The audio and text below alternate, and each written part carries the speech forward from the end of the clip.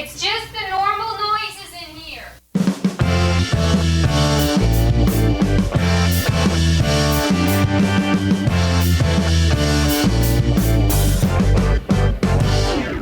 This is Polyphonic Press, the podcast where two music fans pick a classic album completely at random. Using the patented random album generator, they are given an album to review from a curated list of over 1,000 classic releases, spanning multiple genres. And now onto the show. Here are your hosts, Jeremy Boyd and John Van Dyke.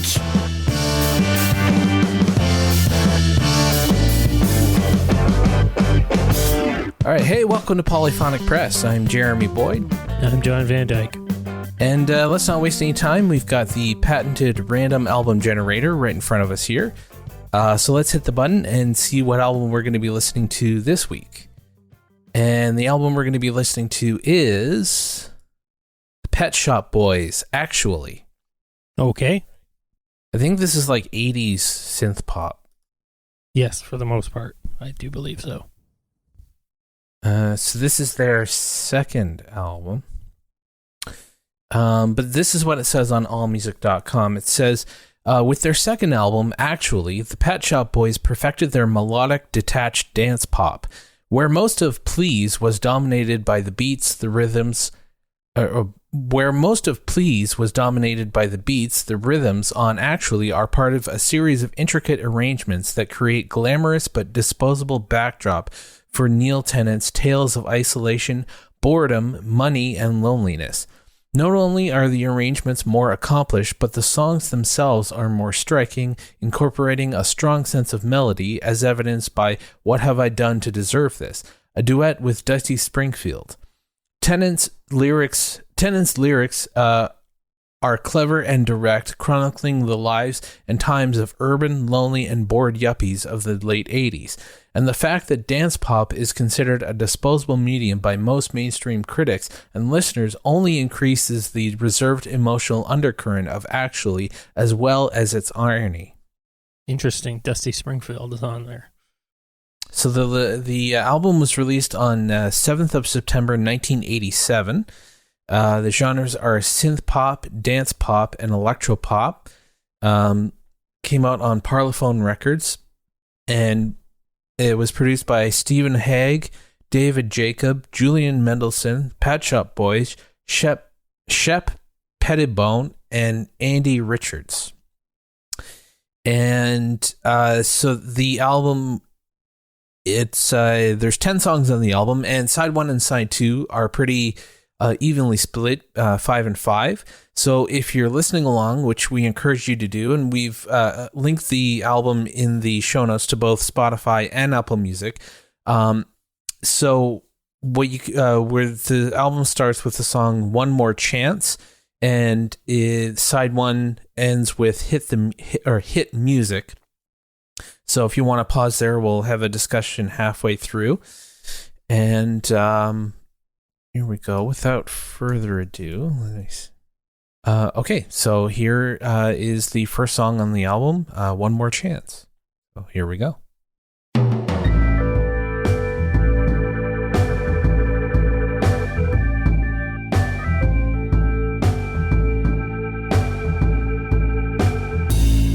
Okay, and ending side 1 with hit music. Yeah, I'm as far I don't know a whole lot about this sort of music, like dance and synth pop and stuff like that. But as far as that goes, like it's not that bad, really. No, actually, I've been sort of enjoying this. First time I ever really heard them was on what was it, the Live Aid. Oh, right, yeah. They played that, and I wasn't a huge fan of them at that time. And this one is actually surprising me. I like the songs better. So this has been 2 years after that. This was 2 years after that. Yeah, that would have been, I think that would have been around their first album. So I guess they were still pretty new at that time when they were playing Live Aid. So obviously popular because, they got invited to Live Aid after just one album. So, yeah, and I think, I always like that song. I think it's from their first album, the song West End Girls. I always like that song. And this album here, I mean, was that that album that we did not that long ago, maybe a couple months ago, was Frankie Goes to Hollywood. Right. Yeah. And it's sort of similar. I think I kind of like this better. Yeah, me too. You know, this is more like they're using a rock song structure, but using electronic instruments. Yeah. Well, yeah, I mean, they're really actually just good pop songs for the most part. And it's, I'm surprised how much I've been liking this. It's actually quite good. So, yeah, it really is. And it's, you know, I've come to appreciate 80s sort of production, and sort of I never was a big fan of it, but I've come to appreciate. Yeah, I know. I've come to appreciate it in a way. Like this sort of disposable pop stuff I could live without, but that's true of any era, to be honest. Yeah, it's true. There's some pretty abysmal stuff from the 60s and 70s too, from, you know, the throwaway, you know, and some of the novelty songs. Oh my God, they are cringy. Yes, they are. Yeah, yeah, they really are. It's just how it is. But this is more. I don't know. This is more serious. Yeah, it's not too serious. Again, yeah. It's just, it straddles that line quite nicely, where it's not that disposable. I mean, they were saying this is like a sort of a disposable pop. It's not. It's actually quite the songwriting is it's quite sophisticated for its genre. Yeah. It really is. And a lot of the songs, like I'll kind of I found a few facts about the album and I'll get into it, but a lot of the songs are like socially conscious. A lot of the songs are, you know, talking, you know, some of the songs, like this came out in the 80s, but it's talking of it. Some of the things that they're talking about are still relevant, you know, almost 40 years later. So it's topical for its time, but it's all timeless at the same time. Like it's still relevant today. Which is, it's really sort of, that's almost impossible to do. But I don't think they were really thinking that at the time. I think they were thinking, well, they're trying to be of their time, but a lot of things have not been fixed since then, which is part of the problem. Well, yeah, exactly. So, exactly. The problems, you know, if they stay the same, if not exacerbated. Well, yeah, exactly. I mean, this was the era of like Ronald Reagan, and well, they're in the UK, so this would have been Margaret Thatcher, which sort of two sides of the same coin, to be honest. Really. But the critical reception at the time, I mean, this is their second album. It did really well, both commercially and critically. It says actually it was generally well received by critics at the time of its release. Chris White of Music Week said actually was well worth the wait, with the duo coming up with another highly original and distinctive sounding album, and called it a great pop album which will deservedly be one of the year's biggest sellers. In December 1987, Robert Christgau of The Village Voice praised it as actual pop music with something actual to say, pure commodity, and proud of it. In his retrospective review, Thomas of AllMusic.com said actually is the album where the Pet Shop Boys perfected their melodic detached dance pop. I agree with that. And it was also this is their biggest selling album that they did. I mean, they had a big career later into the 90s, and I think they're still around, to be honest. But they this album went triple platinum and sold 3 million copies. So it was a pretty big album at the time. It was it ended up at number 3 on the Billboard charts, just behind Michael Jackson's Bad album. So, I mean, this was a huge album for like the era, the month that it was released. Yeah. No, honestly, I'm finding like parallels with like bands like it's almost new wave in some ways. It is. It's sort of like it's sort of more like industrial. It's almost like Depeche Mode, actually. It's sort of taking influence from Depeche Mode. Well, Depeche Mode's really early stuff was more new wave ish. But yeah, this sort of feels like, this is sort of like the like punk sensibility with like shiny dance in a shiny dance shell. Like it's like sort of that rebellious spirit with sort of the dance facade, I guess. Yes. It's surprisingly palatable, even to like a hardcore rock guy like me. Yes. Yeah. Yeah. So like I know we sort of always ask this question, and I think it's interesting. It sparks an interesting discussion. So if this album were to be, if it were to come out today, do you like, would it do anything, do you think? Like, would it? Well, being very, having that sort of 1980s retro thing going for it, I think it would probably do pretty well. Yeah, I do too, because a few years ago, I think The Weeknd put out a song that was basically, I think it's called Blinding Light or Blinded by the Light or something like that. Is very, like, it sounded like it came out of the 80s, basically. So I do. I think this album, or at least a few of the songs on it, would be hits. I think, the one that they did with Dusty Springfield, What Have I Done to Deserve This? That would be a huge radio song now. Well, I think it was a bit of a hit there, but I honestly would probably pick One More Chance. I thought that was like a really good pick, and it doesn't look like it was the hit of the album there, but that was a really good song, and it might have actually that song might have been actually my pick to be a hit. Yeah, I can honestly see that as well. I mean, it like a lot of these songs I think would probably do well today. So I did manage to find a few interesting facts about the album. So it's kind of funny.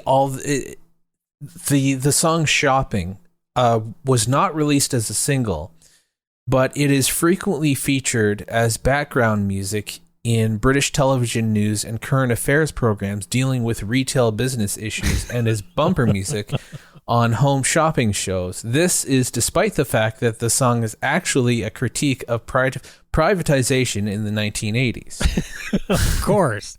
No, that's par for the course. That's just, things like that always happen. Like a parody or a song critiquing something by almost becoming a parody of it becomes, sort of an anthem for the very thing it's parodying. It happens a lot. Yeah, it does. I think of Ronald Reagan using "Born in the USA" for his campaign song. It's like, dude, you gotta listen to the lyrics. That song is about treating Vietnam vets like you were not giving them the support that they needed at the time. It's not. This song is, I was born in the USA. I should be treated better than this. It's not like, born in the USA. Yeah. Or rocking in the free world. Same thing. Right. Yeah, exactly. Yeah. So the other thing, So while they were shooting the video for What Have I Done to Deserve This, photographer Cindy Palmano. So the cover of the album is interesting. It's just the two of them.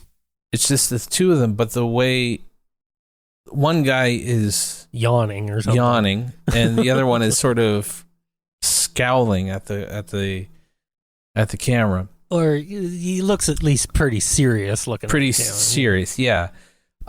So while they were shooting the video for What Have I Done to Deserve This, photographer Cindy Palmano was commissioned to take photographs of them for a Smash Hits cover. Smash Hits is a British music magazine. She placed them in front of a waist-high piece of reflective material, or reflective metal with a similar sheet behind them. The photo where Tennant is yawning and Lowe is scowling was the favorite, and Smash Hits were keen to use it for the front cover. Eric Watson then took some photos, but it was thought these weren't strong enough for the album cover, so they were used for the inner sleeve. The group then decided that Palmano's photo was the best choice. The issue of Smash Hits was due to go to press the following day. They persuaded the magazine to release Palmano's photographs and agreed to do a hastily arranged photo session for them. So this was just sort of a one-off photo for a not that serious, like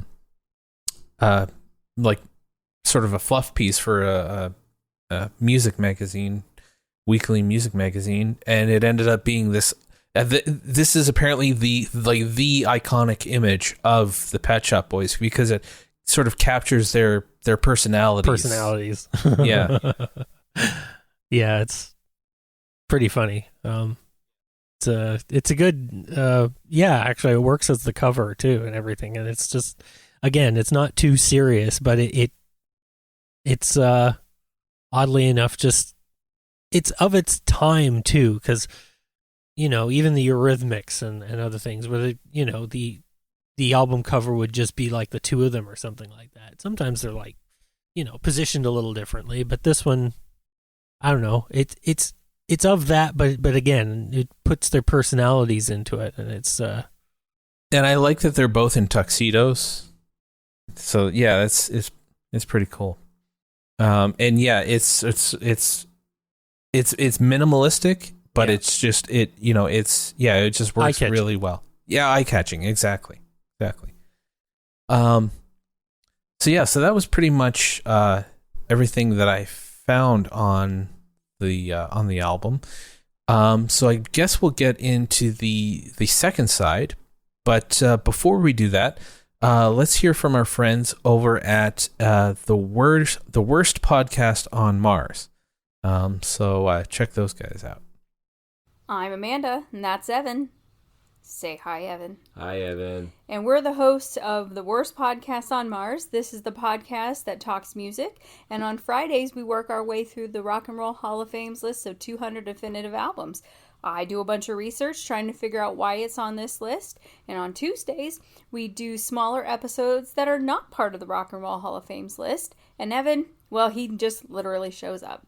So if that's what you're into, please find us on Apple Music or Spotify. But not Mars. Yet. We'll now take a few seconds before we begin side 2. Thank you. Here's side 2. All right, and ending the album with King's Cross. I mean, I the second half of the album was pretty good as well. A little more cinematic with the songs on the second half. Like the song was it It's a Sin? Or maybe It's a Sin, or I Want to Wake Up. Almost sounded like a James Bond sort of theme. Okay. In a way. One of the songs in the second half, I can't remember exactly which one. I thought, whoa, this could be like a James Bond theme. It had that sort of sound that a lot of James Bond themes have. But yeah, I mean, I think it's a pretty solid album throughout the whole thing. I mean, I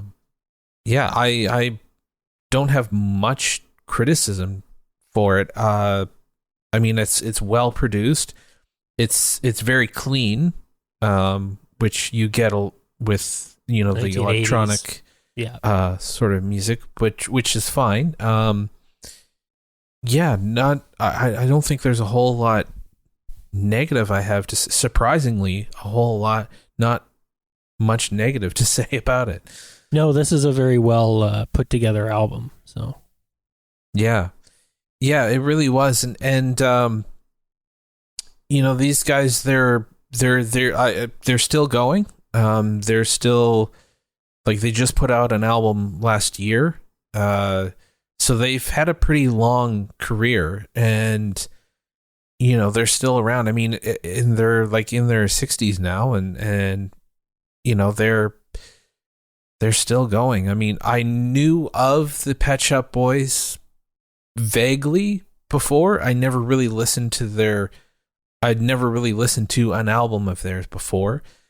I knew some songs from, like, just, you know, radio and just, you know, being out in the world. But yeah, no, I'm pleasantly surprised with this one. Yeah, me too. Yeah. Yeah, I didn't know what to expect, and it came back just really good pop songs, and yeah, just a well put together album. I suppose if I were to have to pick 3 songs that I would really like, I really liked One More Chance, and I think I mentioned that. And then I might go with Hit Music, probably, and I Want to Wake Up, probably. I think those are my 3. Those are really, really solid choices. Yeah. Yeah, I think I would probably go with One More Chance as well. I'd probably go It Could Happen Here. Couldn't happen here. Oh yeah. And King's Cross. I like the closing track. Yeah, the closing track was it's a good closing track. Yeah. One thing I did want to mention, sort of the situation with Dusty Springfield. Nothing bad, but it's kind of cool that she's apparently a really nice person, and they really wanted her to sing on that song. So she there's kind of a funny story behind it, of the day that they recorded. Tennant recalls the recording session with Springfield. She arrived at the studio on time in a black leather designer jacket and high-heeled boots with blonde hair and black eye makeup, clutching the lyric sheet of the song, annotated and underlined. Chris Lowe, Stephen Haig, and I began to consult with the legend about how to sing our song, and she was very nice, surprisingly a little lacking in self-confidence. As if by telepathy, a Dusty fan appeared on the studio doorstep and was invited in to listen. Dusty's English secretary arrived bearing a new compilation cassette. They keep repackaging the old songs, the legend marveled. Then she went through to sing. And they were really impressed with her voice. Like, she was very professional, and it's kind of says a lot about her character that she, you know, this young band, you know, wanted her to sing on their song. So it's you know, I just thought that was kind of cool and it worked really well. Her stuff always sounds a little bit more folky to me, but her voice lent itself really, really well to this. So yeah, I was impressed. It really did, yeah.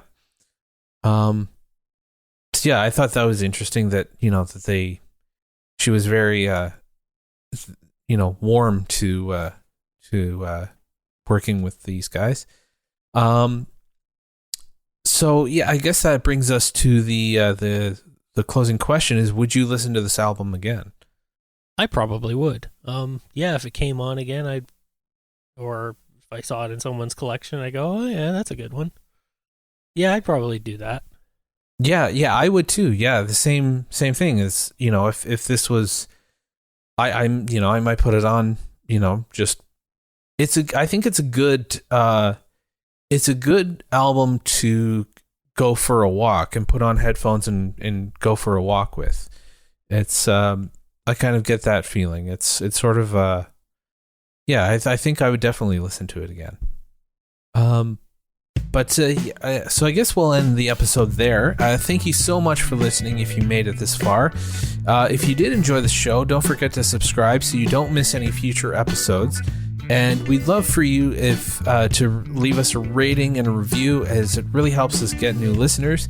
And if you want to support the show, you can do that by going to our Patreon. Go to patreon.com/polyphonicpress. You can get some cool stuff there, like you can get these albums a day before they go live, and you can even pick out an album for us to review.